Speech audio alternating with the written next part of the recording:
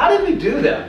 Because if every other nation, if almost every other civilization would go from bondage, say 190 years in bondage, then you would blow through here. You'd finally break free, but you didn't do these things very well, so you just went right back here to another 190 years in bondage. What did the founders do to stop that? Because they stopped it. The Constitution, the Declaration of Independence. Yeah, those are specifics. What were some general things that they did that allowed for that to happen? Well, one, they had this thing called widespread education, this liberal arts education, this focus on vocation. They had that which leads to faith, which leads to lives of virtue. Couldn't. The average person doesn't know the structure. The average person doesn't know there's 7 articles in the U.S. Constitution. They don't know what comprises Article 1, Section 8. They don't know that when we say separation of powers, we say legislative, executive, and judicial. They don't know that before the Civil War, it was legislative, executive, judicial, and states. There were 4 separations, not 3. Most of us don't know these things because they haven't been taught to us, because we are all products of national citizenship education, and national citizenship education wants you to be followers, not leaders. So, guess where I'm going with this? Self-government leadership education. We all get to go back to the books. If we're going to be leaders, or we can stay followers. It's just a choice. What's public virtue? What's public virtue? When's the last time you heard that phrase, public virtue?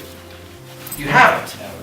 You haven't, because we've stopped using it. I can take you back and show you literature from, about 1750 up to 1805, 1850, maybe 1900, where it's public virtue all the time. Came from pulpits like crazy. Came from businessmen, came from political leaders. We talked about it. It was part of our country, like saying America is today. And then we stopped using it. It's gone. It's a lost American virtue.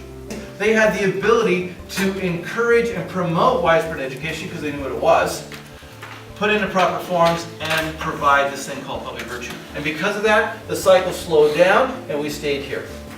Where would you say that we are on the cycle today? From bondage again. Okay, as a nation, 300 million citizens, where are we today? We have someone here saying we're in dependence.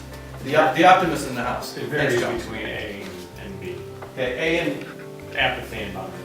okay, so somewhere in here, like us, they had health problems, they had economic problems, they had disillusionment, they had heartache, all these things that we all suffer. Very ordinary. But over the next decade, these guys, with others, got together and declared independence from the strongest military power on the planet. In fact, a decade after that, they created a form of government that has brought more liberty and freedom of choice to a group of people than anything else in the history of the world. But in 1764, they were just regular Joes. Regular guys, like us.